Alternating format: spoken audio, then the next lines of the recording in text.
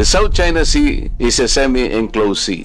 I am raising that particular issue because if the most responsible agency will look at it, there is a connection on how we should approach the entire problem because the entire South China Sea is a troubled sea. Kaya dapat inaaral natin, saan kaya tayo magsisimula? Ano kaya ang magiging basihan sana natin to approach this issue? Because if you will look into the definition of a semi-enclosed sea, which is under Article 123, sinasabi po ron, pagka po yung body of water is a semi-enclosed sea, lahat po ng coastal states has the responsibility to coordinate, to cooperate in the exploration, exploitation, the research, development of that area. We can utilize that as the cornerstone of our defense na. Sinasabi pala rito dapat cooperative ang approach.